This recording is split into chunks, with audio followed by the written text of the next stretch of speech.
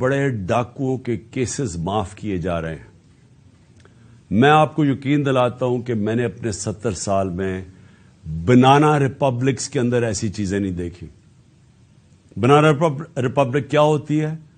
Banana republic وہ ہوتی ہے جدھر جنگل کا قانون ہوتا ہے، جدھر جس کی لاٹھی اس کی بھینس ہوتی ہے، جدھر طاقت کی حکمرانی ہوتی ہے، جدھر انصاف نہیں ہوتا، جدھر رول آف لا نہیں ہوتا.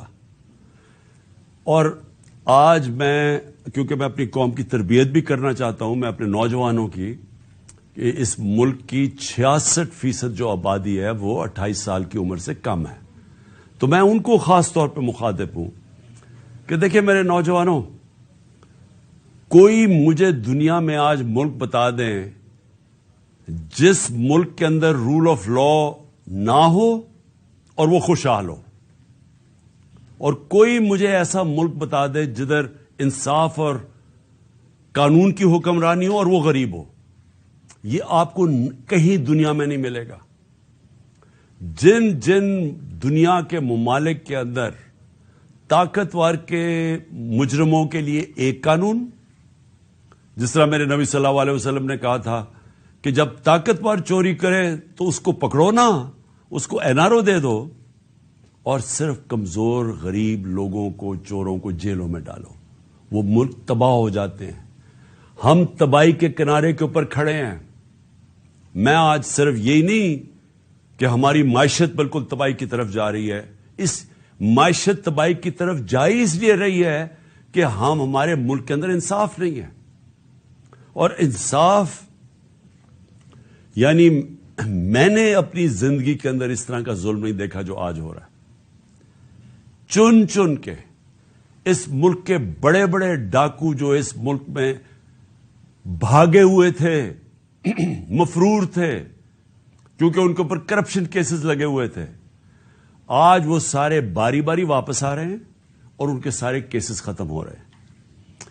ایک طرف جیل بھرے ہوئے بےچارے غریب لوگوں سے، چوروں سے، چھوٹی چھوٹی چوریوں پہ جو جیل میں، آج کل کی مہنگائی میں برے حالات، بے روزگاری،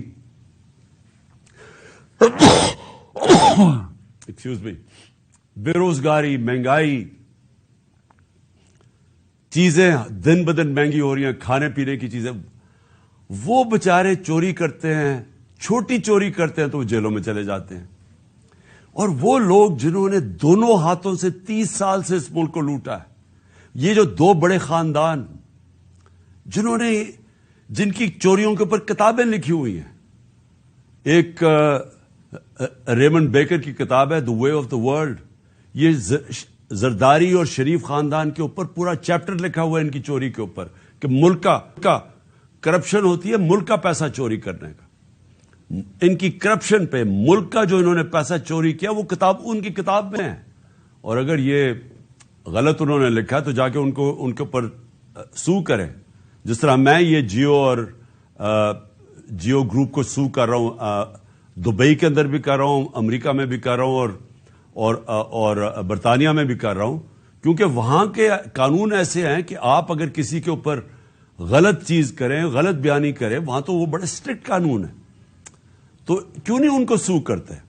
اور کتاب ہے سوسکن کی وے آف دا ورلڈ، جس میں وہ بلاول بھٹو کی والدہ بتا رہی ہیں کہ کتنے دنیا کے اندر باہر کے ملکوں میں ان کے بینک اکاؤنٹس ہیں، وہ اس کتاب میں لکھا ہوا ہے. BBC کی ڈاکیومنٹریز بنی ہوئی ہیں، BBC نے ڈاکیومنٹریز بنائی ہیں شریف خاندان اور زرداری خاندان کی چوری کے اوپر. تو ان کو ساروں کو پاک کیا جا رہا ہے NRO 2 دے کے. NRO جنرل مشرف نے دیا تھا، 4 گنا پاکستان کے قرضے بڑے تھے NRO 1 کے بعد، لوٹ مار ہوئی تھی. ہم نے اٹھایا تھا وہ بینکرپٹ ملک جو 2018 کو ہمیں ملا تھا کہ جب دیوالیہ نکلا ہوا تھا. اور یہ اب NRO 2 جنرل باجوہ نے دیا ان کو کہ یہ اب آئے ہیں سارے پاک ہو کے، اور آہستہ آہستہ ان کے سارے کرپشن کیسز ختم ہو رہے ہیں. اور ایک یعنی قانون بنائے ہیں انہوں نے نیب امینڈمنٹس میں کہ ایک کی کرپشن معاف ہو رہی ہے. اور افسوس کی بات یہ ہے کہ سلمان شہباز واپس آتا ہے، ہار پہنائے جاتے ہیں اس کو، اور اس کے بعد وہ پوری پریس کانفرنس کرتا ہے کہ کتنا ظلم ہو گیا سلمان شہباز سے۔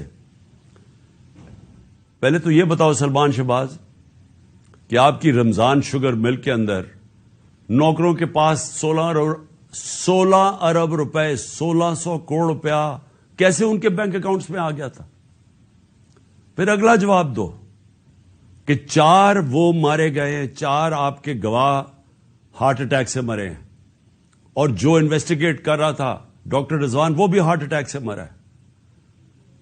ایک نیٹ فلکس کے اوپر پروگرام دیکھ لیں، اس میں بتایا گیا ہے کہ یہ کیسے ایک نرس نے کتنے لوگوں کا قتل ان کو مارا تھا جو ہاسپٹل میں تھے۔ کیسے مارا تھا؟ وہ صرف انسولین انجیکٹ کرتے تھے، ان کے اندر انسولین انجیکٹ کرتے تھے اور اس سے ہارٹ اٹیک ہو جاتا تھا اور پتہ بھی نہیں چلتا تھا۔ تو کبھی کسی نے کوشش تو کرے کہ ایک دم یہ سارے لوگوں کو ہارٹ اٹیک کیسے ہو گئے، اور جب وہ مر گئے سارے تو یہ واپس آ گئے ہیں، اور واپس آ کے کہتے ہیں جی بہت بڑا یہ بے قصور آدمی ہے۔ اس کے علاوہ اسحاق ڈار بھی صاف ہو گیا۔ اسحاق ڈار نے $5 ملین کا جب نیب نے پوچھا کہ جناب اپنے بچوں کو $5 ملین بھیجے، کدھر سے آیا پیسہ؟ کہتا جی دبئی کے شیخ نے میں نے اس کا یہ کام کیا تھا، اس نے دیا۔ انہوں نے کہا اچھا جناب رسید بتا دیں کہ کس نے پیسہ دیا ہے۔ جیسے انہوں نے رسید مانگی، پرائم منسٹر کے جہاز میں بیٹھ کے ملک سے باہر بھاگ گیا۔ اور یہ شریف خاندان کا یہ جو بڑے بڑے انکشاف ہوا تھا، ان کی ایون فیلڈز اپارٹمنٹ یہ جو مے فیئر کے اندر ان کے 4 سب سے لندن کے مہنگے علاقے میں جدھر یہ رہتے ہیں، تو آج تک ایک نہیں چیز بتا سکے کہ پیسہ سورس آف انکم کدھر سے آئی تھی۔ اور اسی طرح مجھے افسوس سے کہنا پڑتا ہے کہ آج آصف زرداری کی بہن، وہ سارے اگر سندھ کے اندر جا کے پوچھ لیں کہ وہ جدھر بھی کٹ آتا ہے وہ کدھر جاتا ہے، وہ زرداری مافیا کے پاس جاتا ہے، تو وہ بھی معاف ہو گیا، زرداری بھی معاف، تو یہ سب بچ جائیں گے آپ۔ اور میں یہ اپنی قوم کو یہ آج بتانا چاہتا ہوں کہ میں آپ سے نہیں 26 سال سے یہ چیزیں کہہ رہا تھا، 26 سال سے میں کہتا جا رہا تھا کہ کیونکہ پاکستان میں قانون کی حکمرانی نہیں ہے اس لیے کرپشن ہے، کیونکہ قانون کی حکمرانی نہیں ہے اس لیے قبضہ گروپ ہے۔ کیوں نہیں امریکہ میں قبضہ گروپ؟ کیوں نہیں یورپ میں قبضہ گروپ؟ کیوں نہیں لندن میں کسی کے جو بچارے آپ کے پاکستانی محنت کرتے ہیں ان کی زمینوں پہ کیوں نہیں قبضے ہوتے؟ پاکستان میں آتے ہیں تو کیوں ہوتے ہیں؟ کیونکہ یہاں طاقت کی حکمرانی ہے، اور یہ ہے جنگ ہماری قوم کے لیے۔ نوجوانوں، یہ جنگ ہم لڑ رہے ہیں، انصاف کی تحریک۔ اب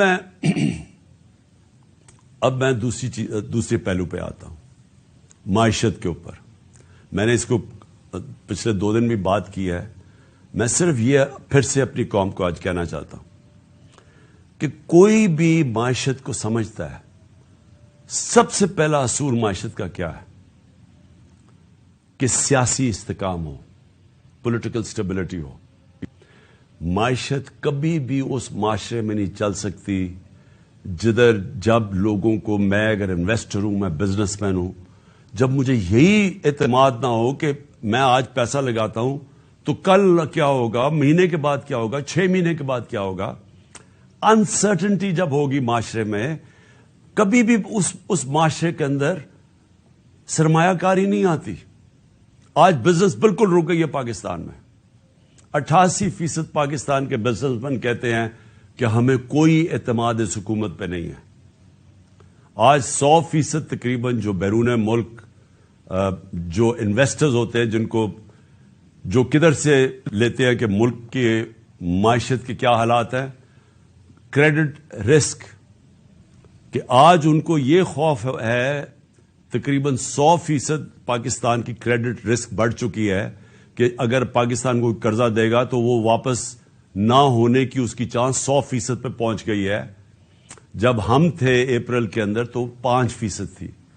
تو یہ جب سے یہ آئے ہیں تو کسی کو نہ باہر نہ اندر اعتماد ہے پاکستان کی اکانومی پہ، لہذا اکانومی سکڑتی جا رہی ہے، گروتھ ریٹ نیچے جا رہی ہے۔ 6% پہ ہم چھوڑ کے گئے تھے، آج 0 پہ پہنچ گئی ہے۔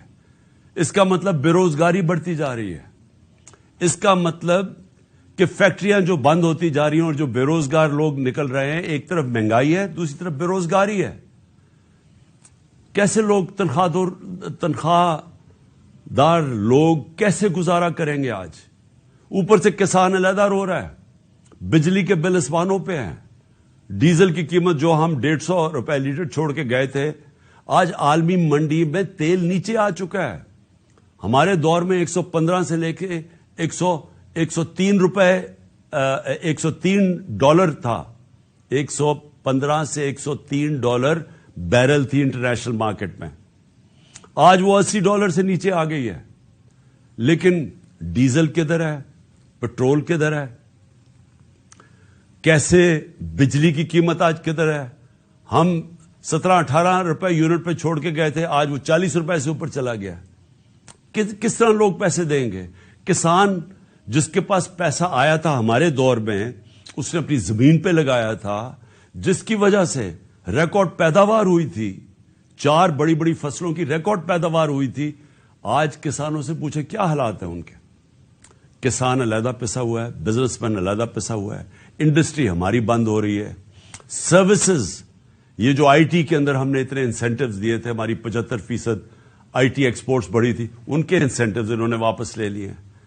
تو سوال یہ ہے کہ اب ہم کدھر سے آمدنی بڑھائیں گے اپنے قرضے واپس کرنے کے لیے؟ اگر ایک ملک کے اوپر قرضہ چڑھا ہوا ہے، گھر پہ قرضہ چڑھا ہوا ہے، تو وہ واپس کیسے کرتا ہے؟ آمدنی بڑھا کے. تو جب آمدنی سکڑتی جا رہی ہے تو قرضے ہم نے کیسے واپس کرنے ہیں؟ ہم کیسے جو ہماری آگے لائبلٹیز آ رہی ہیں ہم کیسے واپس کریں گے؟ ان کے پاس تو کوئی پلان نہیں ہے. آج ذرا صرف میں بتانا چاہتا ہوں تھوڑی سی قیمتیں جو عام آدمی کو آج افیکٹ کرتی ہیں. پیاز، لوگ کئی پیاز اور روٹی کھاتے ہیں، 400% اس کی قیمت بڑھ چکی ہے پیاز کی. ٹماٹر، یہ بھی عام لوگ جو گوشت نہیں کھا سکتے وہ لوگ روٹی کے ساتھ ٹماٹر کے ساتھ روٹی کھاتے ہیں.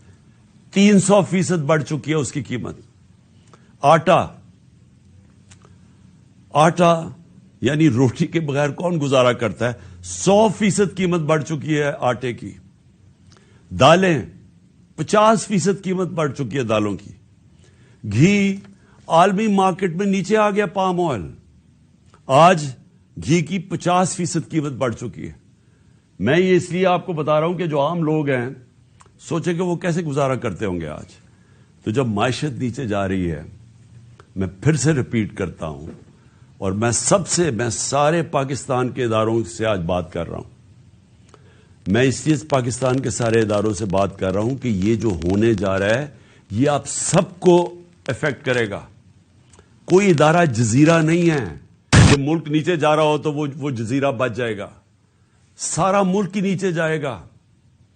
یہ مجھے تو ایسے لگتا ہے کہ یہ ایک سازش کے تحت ہمارے ملک سے ہوا ہے کہ ایک جس طرح کسی نے پلان کر کے ہمارے ملک کو اس طرف لے کے جا رہا ہے کہ ملک اگر خدا نخواستہ ڈیفالٹ کر جائے تو اس کے بعد سب سے پہلے ملک کی نیشنل سیکیورٹی متاثر ہوگی. اور نیشنل سیکیورٹی ہم سب جانتے ہیں کہ نیشنل سیکیورٹی جو پاکستان 7 گنا بڑا ملک ہے ہمارے ساتھ، جس کے ساتھ 3 جنگیں ہو چکی ہیں. تو اگر ہمیں تو صرف اعتماد یہ ہے کہ ہمارے پاس ایک ایسا ہتھیار ہے جس کی وجہ سے کوئی ہمیں حملہ نہیں کرے گا، لیکن اگر ملک ہی بینکرپٹ ہو گیا تو جو لوگوں نے ہمیں پھر وہاں سے بیل آؤٹ کرنا ہے وہ کیا قیمت مانگیں گے؟ ہم سب جانتے ہیں وہ کیا قیمت مانگیں گے. میں یہ ویسے واضح آج کرنا چاہتا ہوں کہ میں یہ ایک تاثر دیا جا رہا ہے کہ جناب ہم چاہتے ہیں کہ ملک کی اسٹیبلشمنٹ ہماری مدد کرے. یہ جب ہمارے خلاف یہ دھرنے دیے جا رہے تھے اور یہ جب کہا جا رہا تھا کہ جی ساری جو پی ڈی ایم کی جماعتیں ہیں یہ سارا وقت کہہ رہے تھے کہ جی ان کو چھوڑ کے تو ہماری مدد کریں. میں بالکل کسی سے کوئی مدد نہیں مانگ رہا. میں قطعی طور پہ یہ نہیں کہہ رہا کہ اسٹیبلشمنٹ ہماری مدد کرے. میں یہ چاہ رہا ہوں کہ اسٹیبلشمنٹ نیوٹرل ہو. میں اس لیے چاہ رہا ہوں اسٹیبلشمنٹ نیوٹرل ہو کہ اسٹیبلشمنٹ کا وقار اوپر جائے. جنرل باجوہ کے دور کے اندر فاصلہ عوام اور اسٹیبلشمنٹ کے بیچ میں فاصلے بڑھ گئے. یہ ہمارے ملک کا نقصان ہے. اس ملک کو ایک مضبوط فوج کے ادارے کی ضرورت ہے. میں ایک آزاد آدمی ہوں, ایک آزاد ملک میں رہنا چاہتا ہوں. میں کسی صورت یہ نہیں چاہتا کہ ہماری فوج کمزور ہو اور ہماری آزادی چلی جائے. اس لیے یہ پاکستان کے انٹرسٹ میں ہے کہ ہمارا فوج کا ادارہ مضبوط ہو. مضبوط وہ تب ہوگا جب وہ نیوٹرل ہو, وہ مداخلت نہ کرے. جو جنرل باجوہ کے دور کے اندر جس طرح کے بے دردی سے انہوں نے ہماری پالیٹکس کے اندر جس طرح انہوں نے کیا, میں آپ کو کہتا ہوں کہ میں نے اپنی زندگی میں جس طرح کی کھلی دشمنی ہمارے ساتھ کی گئی ان 7 مہینوں کے اندر میں نے کبھی یہ نہیں دیکھا. جس طرح جو ہماری حمایت کرتا تھا, میڈیا کرتا تھا, اس کے خلاف ایکشن, ہمارے لوگوں کے اوپر دھمکیاں علیحدہ, گمنام نمبر سے ٹیلی فون آ رہے ہیں اور دھمکیاں دیے جا رہے ہیں کہ عمران خان کو علیحدہ چھوڑو. میرے خلاف سٹیٹمنٹس لینے کی کوشش کی, لوگوں کو کہا کہ عمران خان کے خلاف سٹیٹمنٹ دو. یہ جو سارا توشہ خانہ کیس ہے, اس کے پیچھے کون تھا؟ کون ان کو پکڑ پکڑ کے یہ لوگوں سے سٹیٹمنٹس دلوا رہا تھا؟ اور اس کے علاوہ جو ارشد شریف سے ہوا, جو اعظم سواتی سے ہوا اور ہو رہا ہے, جو شہباز گل سے ہوا, جو جمیل فاروقی سے ہوا, صرف اس لیے کہ وہ ہمارے حق میں سٹیٹمنٹس دے رہا تھا, جو ٹی وی چینل سے کیا گیا. کبھی میں نے آپ کو بتایا کہ میں نے جنرل مشرف کے مارشل لاء کی میں سخت خلاف تھا اور انہوں نے میں نے جیل گیا ان کے دور میں.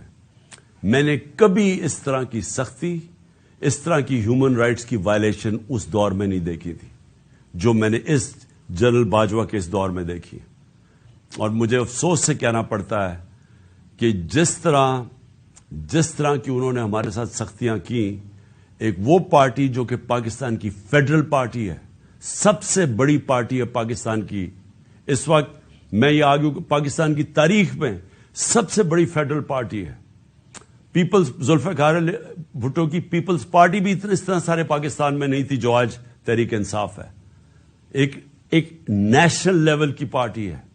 ہمیں کمزور کرنے کی کوشش کی. اور تو چھوڑے جو کہ جس طرح انہوں نے اعظم سواتی سے کیا ہے, مجھے تو حیرت ہوتی ہے کہ کیسے کسی ایک سینیٹر, ایک وہ شہری جو باہر کمائی کر کے پاکستان اپنا پیسہ لے کے آتا ہے, کیسے اسے صرف ایک ٹویٹ کے اوپر, کیا ٹویٹ یہ اس نے کی کہ جنرل مشرف نے NRO 2 دیا؟ سارا پاکستان جانتا ہے کہ جنرل مشرف نے NRO 2, جنرل باجوہ نے NRO 2 دیا, مشرف نے NRO 1 دیا, سب کو پتا ہے. ہمیں کئی دفعہ انہوں نے کہا جب ہم گورنمنٹ میں تھے کہ جی چھوڑ دیں, احتساب کو چھوڑ دیں, اقتصادیات کے اوپر کانسنٹریٹ کرو, اکانومی پہ کانسنٹریٹ کرے, احتساب کو بھول جائیں. ہمیں فیٹف کے اندر ان کی طرف سے آئی ریکویسٹ کہ جناب فیٹف میں ان کو NRO 2 دے دو, یہ اپوزیشن کو. تو ہمیں تو پتا ہے کہ NRO 2 کس نے دیا ہے. تو اگر اعظم سواتی نے یہ ایک ٹویٹ کر ہی دی, یہ اس کی اتنی بڑی سزا تھی کہ اس کو پہلے پوتوں اور پوتیوں کے سامنے گھر میں 3 بجے گھس کے مارا گیا, پھر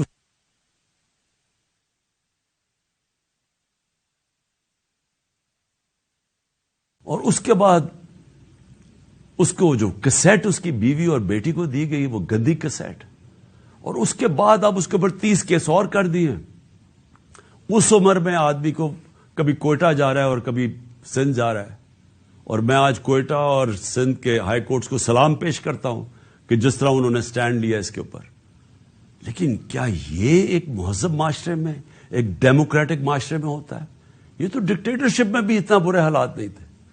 اور اس کے بعد شہباز گل, اس کے اوپر 8 کیس اور کر دیے. میں ایکس پرائم منسٹر پاکستان کا, مجھے پتا ہے کس نے گولیاں, کس نے میرے اوپر قاتلانہ حملہ کیا, مجھے پتا ہے وہ کون ہے.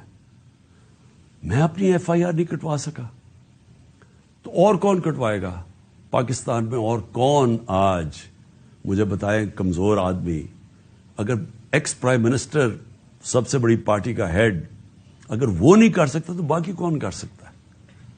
تو یہ ہیومن رائٹس کا حال ہے آج. ہم بات کرتے ہیں کہ جی مقبوضہ کشمیر میں بہت بڑے برے حالات ہیں، تو یہاں کیا ہیں؟ یہاں کون سے ہیومن رائٹس رہ گئے ہمارے؟ اور مجھے بڑے افسوس سے کہنا پڑتا ہے، میں پوری ریسپیکٹ سے میں اپنی اعلیٰ عدلیہ سے پوچھنا چاہتا ہوں کہ دیکھیں، اگر آپ ہمارے فنڈامنٹل رائٹس کی اگر آپ ان کی حفاظت نہیں کریں گے تو اور کون کرے گا؟ کیوں کوئی باہر سے آ کے ہمیں کرے گا؟ ہم بار بار یہ کہہ بیٹھے ہیں، ارشد شریف کی والدہ کی فریادیں سنیں، ہمیں پتہ ہے اس بیچارے سے کیا ہوا ہے. اگر وہ نہیں اپنی ایف آئی آر کٹوا سکتی، ایکس پرائم منسٹر نہیں کٹوا سکتا. اور میں یہ بھی سوال پوچھنا چاہتا ہوں کہ کیا جنرل مشرف کو جب ہم تنقید کرتے تھے، اور ہم کھل کے جنرل مشرف کی تنقید کرتے تھے، تو کیا ہم فوج کی تنقید کر رہے تھے؟ سب کو پتا تھا کہ جنرل مشرف کی ہم تنقید کر رہے ہیں، ہم فوج کی نہیں. قوم فوج کو پیار کرتی ہے کیونکہ قوم کو پتا ہے کہ ہمیں وہ آزاد رکھنے والی ہماری فوج ہے. تو آج اگر میں جنرل باجوہ کی جو بھی تنقید کرتا ہے، جنرل باجوہ نے وہ 7 مہینے کے اندر وہ اکانومی جو اپنی 17 سال کے بعد بہترین پرفارمنس دے رہی تھی، اس کو آج اس نے زمین پہ ڈال دیا ہے. آج پاکستان کے لوگوں کو یہ نہیں سمجھ آ رہی کہ اب پاکستان جائے گا کدھر. ہمیں تو یہی نہیں سمجھ آ رہی کہ اب اس پہ سے نکالے گا کیسے کوئی. ہمیں تو یہی نہیں سمجھ آ رہی کہ یہ جو چور ہمارے اوپر مسلط کر دیے گئے ہیں، سوائے اپنی چوری بچانے کے لیے پتہ تو بتائیں کہ انہوں نے اس اکانومی کو ٹھیک کیسے کرنا ہے. اور اب یہ 30 سال دونوں اقتدار میں رہ چکے ہیں، کب انہوں نے اکانومی کو ٹھیک کیا تھا؟ یہ تو جب سے آئے ہیں پیسہ بنانے کے چکر میں ہیں، اور ان کے پیسے معاف ہو رہے ہیں اور ملک بھی نیچے چلا گیا. کون ذمہ دار ہے اس کا؟ تو یہ ہمارا رائٹ ہے، یہ میرا جمہوری رائٹ ہے یہ کہنے کا. اور میں آپ کو پھر سے یہ کہہ دوں کہ میں یہ باتیں اس وجہ سے، یہ قاتلانہ حملہ میرے اوپر ہوا تھا میرا منہ بند کرنے کے لیے. یہ منہ نہیں بند ہونے لگا. یہ جب تک میں زندہ ہوں، میں اس ملک کے لیے کھڑا ہوں گا، اس ملک کی آواز بلند کروں گا.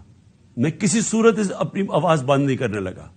اور میں یہ چاہتا ہوں کہ اگر کوئی ادارے کے اندر کالی بھیڑے ہیں تو ادارہ اپنا وقار اونچا کرتا ہے جب ان کے اگینسٹ ایکشن لیتا ہے. یہ نہیں کہ جو سارے جو بات کرتا ہے ان کے اوپر کاروائی شروع کر دے، جو کہ اعظم سواتی سے خاص طور پہ ہوا ہے.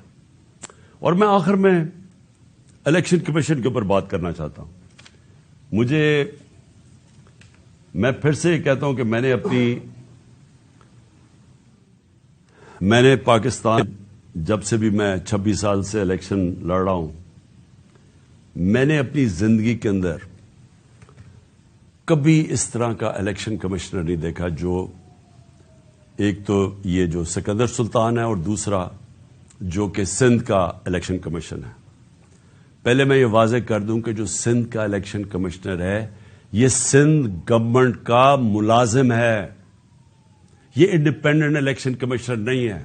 ہم سپریم جوڈیشل کاؤنسل کے پر کیس لے کے گئے ہوئے ہیں اس کا. اور مجھے افسوس ہوتا ہے کہ اتنی دیر سے ہمارا کیس پڑا ہوا ہے سپریم جوڈیشل کاؤنسل میں، کوئی سن ہی نہیں رہا کہ کیسے ہو سکتا ہے کہ سندھ گورنمنٹ کا ملازم غیر جانبدار ہو جو ان سے تنخواہ لے رہا ہے. اور جو اس نے کیا ہے چیف الیکشن کمشنر نے، سوائے اس کے کہ اس کا 1 پوائنٹ ایجنڈا ہے کہ عمران خان کو ڈسکوالیفائی کیسے کرنا ہے. توشہ خانہ کا کیس اس نے پکڑا ہوا ہے. جس وقت بھی یہ کیس عدالت میں جائے گا، اس کے ہاتھ سے نکلے گا، میں آج رائٹنگ میں اس قوم کو دیتا ہوں، ہر چیز اخلاقی طور پہ اور قانونی طور پہ اس میں جائز میں نے کی ہے. اور دوسرا فورن فنڈنگ کیس، جس وقت بھی اس کے اوپر تحقیقات ہوں گی، یہ واضح ہو جائے گا کہ تحریک انصاف واحد پارٹی ہے جس نے صحیح معنی میں پولیٹیکل فنڈ ریزنگ کی ہے. سپریم کورٹ نے بھی 2018 میں کہا ہوا ہے اس کو، الیکشن کمیشن کو، پھر سے ہائی کورٹ میں بھی کہا ہوا ہے کہ جو فنڈنگ کیس ہیں، تینوں پارٹیز، پیپلز پارٹی، پی ایم ایل این اور تحریک انصاف کی اکٹھی سنی جائے. 4 سال ہو گئے ہیں تحریک انصاف کو کٹہرے پہ کھڑا کیا ہوا ہے اور ان 2 پارٹیز کے کیسز نہیں سنتا. کیسز اس لیے نہیں سنتا کہ جب یہ کیس آپ قوم کے سامنے آئیں گے تو آپ کو پتا چلے گا کہ ان پارٹیز کا کوئی طریقہ ہی نہیں ہے فنڈ ریزنگ کا. یہ فنڈز کیسے اکٹھے کرتے ہیں؟ یہ بڑے بڑے نامور، اور میں وہ بزنس مین بھی جانتا ہوں جو بڑے بڑے جن کو یہ پہلے مل کے ان کے ساتھ ان کے بزنس پارٹنر ہی ہوتے ہیں، ان کو پیسہ بنا کے دیتے ہیں، پھر الیکشن آتا تو ان سے بڑے بڑے اربوں روپیہ لے لیتے ہیں. یہ ہے ان کی فنڈ ریزنگ.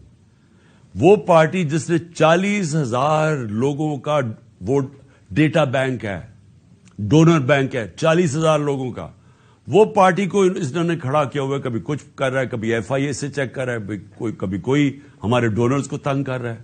اس کے پیچھے پڑا ہوا یہ.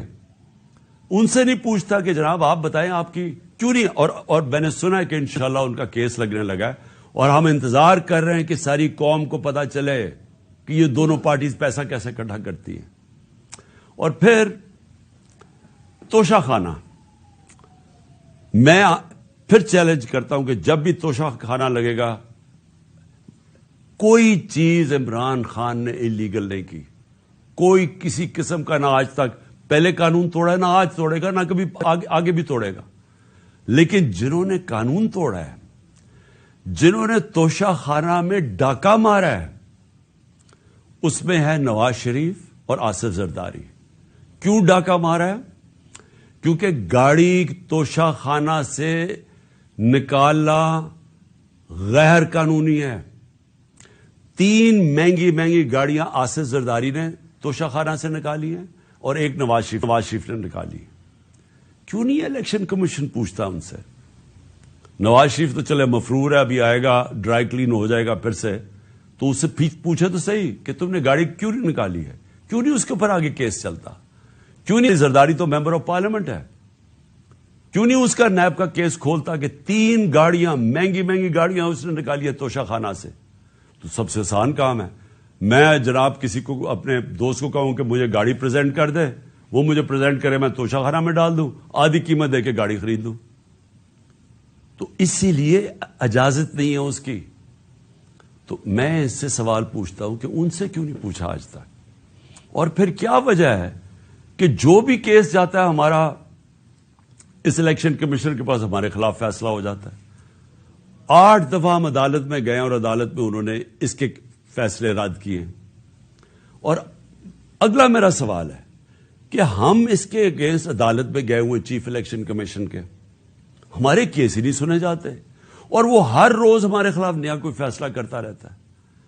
دیکھیں پاکستان کے اندر اگر فری اینڈ فیئر الیکشن نہ کروائے گئے، میں آج آپ ساری قوم کو آگاہ کرنا چاہتا ہوں کہ اگر میں بڑا ہوں اس قوم کا تو میرا کام ہے اپنی قوم کو سمجھانا کہ اگر اس ملک میں فری اینڈ فیئر الیکشن نہ کروائے گئے، یا انتشار ہوگا، آگے ملک کے اندر حالات برے ہیں، آگے یہاں سیاسی استحکام نہیں ہے، آگے اس ملک کے اندر یہ چور جو اوپر بیٹھے ہوئے ہیں یہ پوری کوشش کر رہے ہیں کہ کسی نہ کسی طرح میچ تو ان سے کھیلا نہیں جاتا، کسی نہ کسی طرح ڈسکوالیفائی کریں، کیسز کریں، FIR کریں. میرے اوپر 30 FIR ہو چکی ہے اور مجھے کوئی فکر نہیں ہے. میں کوئی ملک سے باہر نہیں بھاگا یہ سارے چوروں کی طرح. یہ سارا شریف خاندان بھی باہر بھاگ جاتا ہے جب کیس ہو. میں یہیں بیٹھا ہوا ہوں اور یہی لڑا ہوں کیس. میچ تو یہ کھیل نہیں سکتے. انہوں نے اب یہی الیکشن کمیشن کو استعمال کرنا ہے اور انہوں نے FIA کو استعمال کرنا ہے، انہوں نے نیب کو استعمال کرنا ہے کسی نہ کسی طرح ٹیکٹیکل ناک آؤٹ کرنے کے لیے. لیکن اگر اس ملک کے اندر صاف اور شفاف الیکشن نہ ہوئے، میں بڑے عزت سے اپنے اداروں کو، جس میں ہماری عدلیہ بھی ہے، معتبر ہے، اور جس میں پاکستان کی فوج بھی ہے، جن کے پاس جو اس ملک میں ایک پلیئر ہے، میں آپ کو یہ بتانا چاہتا ہوں کہ اگر آپ کو ملک کی فکر ہے تو خدا کے واسطے اس ملک کو صاف اور شفاف الیکشن کی طرف لے کے جائیں. اس کے علاوہ کوئی حل نہیں ہے. جس دل میں ہم گرتے جا رہے ہیں اس میں سے نکلنے کا کوئی اور حل نہیں ہے. کسی معاشی ایکسپرٹس کو پوچھ لیں, کوئی ماہرین جو کہ پالیٹکس کے ایکسپرٹس ہیں, باہر سے کوئی منگوا لیں اگر آپ کو اندر یہاں نہیں ملتے, سارے آپ کو ایک چیز کہیں گے کہ پہلے پولیٹیکل سٹیبلٹی لے کے آئیں, فری اینڈ فیئر الیکشن کروا کے, اس کے بعد ملک آگے چانس ہے اوپر پھر سے کھڑے ہونے کی, نہیں تو یہ نیچے ہی جا رہا ہے. میں نے آخر میں نے اپنی ساری مشاورت کمپلیٹ کر لی ہے.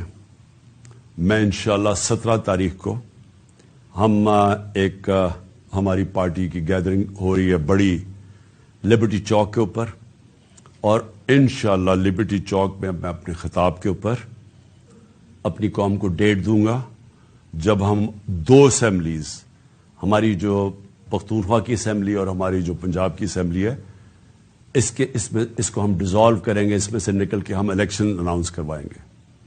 اس کے علاوہ ہمارے جو 123 یا غالباً 125 نیشنل اسمبلی کے ممبرز ہیں جو ہمارے انہوں نے ابھی تک استعفے قبول نہیں کیے, ہم نیشنل اسمبلی کے اندر جا کے اسپیکر کے سامنے کھڑے ہو کے کہیں گے کہ ہمارے استعفے قبول کرو, تاکہ ہم نیشنل اسمبلی سے بھی ریزائن کریں, اور پھر تقریباً 70% پاکستان کے اندر الیکشن ہوگا. قانون آئین یہ کہتا ہے کہ جیسی اسمبلیز ڈیزالو ہوتی ہیں تو اس کے 90 دن کے بعد الیکشن ہوگا. تو یہ سمجھ لیں کہ انشاءاللہ 17 تاریخ کو میں ڈیٹ دوں گا, اور اس کے بعد ہمارے 70% پاکستان الیکشن میں چلا جائے گا, الیکشن موڈ میں. عقل تو یہ کہتی ہے کہ اگر 70% ملک میں الیکشن ہو رہا ہے تو آپ نیشنل اسمبلی سارے ملک کا الیکشن کروا دیں, لیکن بدقسمتی ہماری یہ ہے کہ ہمارے یہاں مجرم جرائم پیشہ لوگ بیٹھے ہوئے ہیں, ان کو کوئی قوم کی فکر نہیں ہے, ان کی دولت ملک سے باہر پڑی ہوئی ہے, روپیہ گرتا ہے تو ان کی دولت میں اضافہ ہو جاتا ہے کہ ان کے پیسے ڈالر میں پڑے ہوئے ہیں. ان کا جینا مرنا پاکستان میں نہیں ہے. جب بھی مشکل وقت آئے گا یہ پھر اپنا بوریا بسترا اٹھا کے باہر چلے جائیں گے جدھر یہ بڑے آرام سے زندگی گزار رہے ہیں. ان کا صرف مقصد یہ ہے کہ ان کے کرپشن کیسز معاف ہو, تاکہ یہ کی سلیٹ جیسے جنرل مشرف نے صاف کی تھی, اب یہ جناب جنرل باجوہ کی بدولت ان کی سلیٹ صاف ہوگی, اور اس کے بعد پھر سے یہ امید لگا کے بیٹھے ہوئے ہیں کہ راؤنڈ 3 آئے گا ان کا ملک کو لوٹنے کے لیے.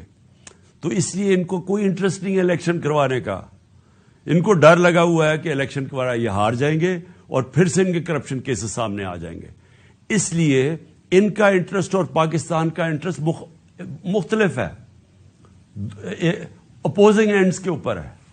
قوم کا انٹرسٹ اس وقت یہ ہے کہ ملک میں فوری طور پہ الیکشنز کروائے جائیں, اور انشاءاللہ 17 تاریخ کو لبرٹی چوک جدھر ہماری گیدرنگ ہوگی, میں انشاءاللہ آپ کو وہ ڈیٹ دوں گا جس دن ہم اپنی 2 اسمبلیوں سے نکل جائیں گے. پاکستان زندہ باد. چیئرمین تحریک انصاف عمران خان خطاب کر رہے تھے. انہوں نے کہا کہ 17 دسمبر کو تاریخ دوں گا اور اس کے بعد 70% پاکستان میں چلا جائے گا. انہوں نے کہا کہ دونوں اسمبلیاں تحلیل کرنے کی تاریخ 17 دسمبر کے خطاب میں دوں گا. ہمارے MNAs قومی اسمبلی میں جا کر اسپیکر کے سامنے کھڑے ہو کر مستعفی ہونے کا اعلان کریں گے. ساتھ ہی ساتھ انہوں نے کہا کہ چیف الیکشن کمشنر کا صرف ایک ہی ایجنڈا ہے کہ کسی طرح عمران خان کو نااہل کر دوں. سندھ سے الیکشن کمیشن ممبر سندھ حکومت کا ملازم ہے. ساتھ ہی ساتھ انہوں نے یہ بھی کہا کہ جنرل مشرف پر تنقید کا مطلب ادارے پر تنقید نہیں تھا, قوم فوج سے محبت کرتی ہے. انہوں نے کہا کہ 17 دسمبر کو اسمبلیاں تحلیل کرنے کی تاریخ دوں گا جس کے بعد 70% پاکستان الیکشن میں چلا جائے گا. انہوں نے موجودہ حکومت کو تنقید کا نشانہ بناتے ہوئے کہا کہ چوروں کو ہم پر مسلط کر دیا گیا. یہ لوگ جب سے آئے ہیں اپنے کیسز معاف کر رہے ہیں, معیشت کے لیے کچھ نہیں کیا. اور انہوں نے کہا کہ بدترین آمریت میں بھی ایسا نہیں ہوتا جیسے اس دور میں ہو رہا ہے. مجھے معلوم ہے کہ کس طرح مجھ پر قاتلانہ حملہ کیا گیا اور کس نے کیا. میں اپنی FIR آج تک نہیں کٹوا سکا. ارشد شریف کی والدہ FIR نہیں کٹا سکتی. سیاسی پارٹی کا سربراہ مقدمہ نہیں کرا سکتا.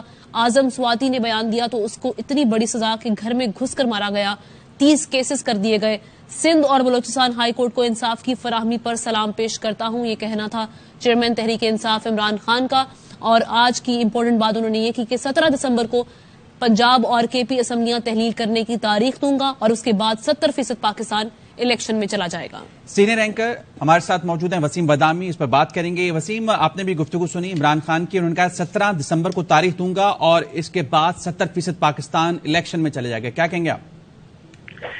जी देखिए, 2 दिन पहले काशिफ अब्बासी साहब के प्रोग्राम में बात हो रही थी, मुख्तलिफ राय आ रही थी, मेरी इस पे राय थी कि मुझे लगता है कि इमरान खान साहब असम्बलियों की तहलील की तरफ जाएंगे, चाहे उनको यकीन भी हो कि असम्बलियों की तहलील मुल्क में आम इंतखाबात को इनवाइट नहीं करेगी। और लगता है ऐसे ही कि आम इंतखाबात तो नहीं होंगे, लेकिन जो केओस है उसमें मजीद इजाफा हो जाएगा, जो सियासी फजा बनेगी उससे बहरहाल इमरान खान साहब को फायदा होगा। तो अब इमरान खान साहब एक बड़ी एक्टिविटी की तरफ जा रहे हैं, अगरचे परवेज इलाही साहब की राय इससे मुख्तलिफ है, लेकिन इसका मतलब ये है कि खान साहब अगर इस पर कायम रहते हैं, जो कि मेरा ख्याल है कि रहेंगे, तो फिर रमजान मुबारक से पहले 70% पाकिस्तान में इलेक्शन है। वसीम, एक जानिब वो कह रहे हैं कि 70% इलेक्शन होंगे, तो दूसरी तरफ वो इलेक्शन कमिश्नर को भी जो है तनकीद का निशाना बना रहे हैं। साथ साथ सिंध से इलेक्शन कमीशन मेंबर जो हैं उनको भी उन्होंने सिंध का मुलाजिम करार दिया। जी हाँ, वो पहले भी बहुत दफा बयान दे चुके हैं, लेकिन ये तो खान साहब की बात से वाज़ेह है कि वो इस इलेक्शन कमीशन पर शदीद तहफ़्फ़ुज़ात के बावजूद, इलेक्शन कमिश्नर पर शदीद तहफ़्फ़ुज़ात के बावजूद वो इसी चीफ इलेक्शन कमिश्नर के अंडर में के ज़ेरे साया 70% जो इलेक्शन हो उस पर तो वो जाने को वो तैयार हैं। तो चूंकि जाहिर सी बात है, ये तो तय है कि चीफ इलेक्शन कमिश्नर तो अगले 2-2.5 महीनों में कहीं भी नहीं जा रहा है। और वैसे भी बात यही है, खबर भी यही है कि खान साहब को ये यकीन है कि चाहे वो चीफ इलेक्शन कमिश्नर हो या कोई भी और मामला हो, उनको शफाफ इंतखाबात से ज्यादा जल्द इंतखाबात की तलब है, चूंकि उनको यकीन है कि वो जितने पॉपुलर हैं, अगर उनकी राह में कोई मसाइल भी अटकाए गए तो वो उसको ओवरकम कर लेंगे और इलेक्शन जीत जाएंगे। और जाहिर इसी अज़्म के साथ वो 17 तारीख को ये अनाउंसमेंट करने जा रहे हैं कि हम अपने दोनों हाउसेस तहलील कर रहे हैं। तो वसीम, ये कहेगा जिस तरह से फैसल वाडा की आज ट्वीट भी आई थी, उन्होंने ये कहा कि जो MPs हैं पंजाब से वो ये असम्बली तहलील करने नहीं देंगे, हुकूमत वहां पर नहीं गिरेगी, कुछ हासिल वसूल नहीं होगा। तो आपको लगता है कि उनकी बात में वजन है? क्या पाकिस्तान तहरीक इंसाफ की तैयारी मुकम्मल है असम्बलियां तहलील करने से मुतालिक?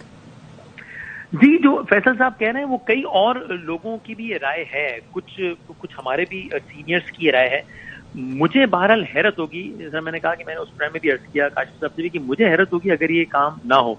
अगरचे परवेज इलाही साहब चाहते बिल्कुल भी नहीं है कि असम्बलियां तहरील हो, लेकिन वो भी अपना सियासी मुस्तकबिल देखते हुए बिल आखिर अगर खान साहब ने कह दिया, जो कि अब कह दिया है जाहिर है, कि असम्बलियां तहलील करनी है, तो वो भी शायद आगे फिर मुजामत नहीं करेंगे। तो मुझे ऐसा लगता है कि बहरहाल पंजाब का हाउस तहलील होगा, और ये जो फैसल साहब ने कहा है या जो कुछ और लोग कह रहे हैं कि ये ऐसा नहीं हो पाएगा, मुझे हैरत होगी अगर ऐसा ना हो पाए।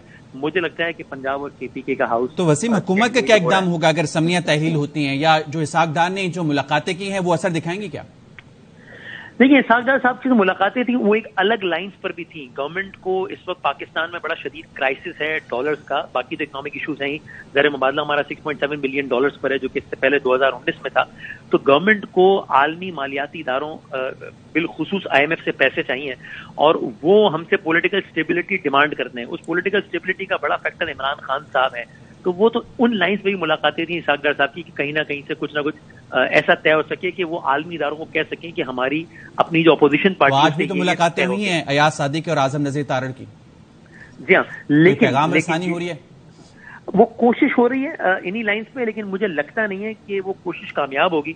और लगता मुझे ये कि हम एक और क्राइसिस की तरफ जा रहे हैं कि जहां पर ये पंजाब का हाउस और KPK का हाउस तहलील करेंगे, पाकिस्तान को 70% पाकिस्तान को इलेक्शन की तरफ लेकर जाएंगे, और दूसरी तरफ गवर्नमेंट अपनी बात पे कायम रहेगी। वो ये तासुर बिल्कुल देना नहीं चाहिए कि इमरान खान साहब के प्रेशर में आए, और इमरान खान साहब का मुतालबा उन्होंने बाद दिल खासा तस्लीम कर लिया है मुल्क को आम इंतखाबात की तरफ ले जाने का, तो वो जनरल इलेक्शन की तरफ नहीं जाएंगे। तो पाकिस्तान अगले 1 साल तक इलेक्शन ही खेलता रहेगा, जिसकी एक कॉस्ट होगी जो कि पाकिस्तान की इकोनॉमी को पे करनी पड़ेगी।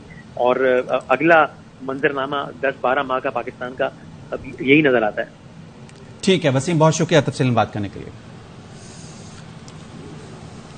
और अभी आपको बताएं कि चेयरमैन तहरीक इंसाफ इमरान खान से मुलाकात के लिए मोनिस इलाही पहुंच गए हैं। ज़मान पार्क में एक अहम मुलाकात होने जा रही है। अभी चेयरमैन तहरीक इंसाफ इमरान खान ने एक अहम खिताब किया जिसमें उन्होंने 17 दिसंबर की तारीख दी है असम्बलियां तहलील करने से मुतालिक।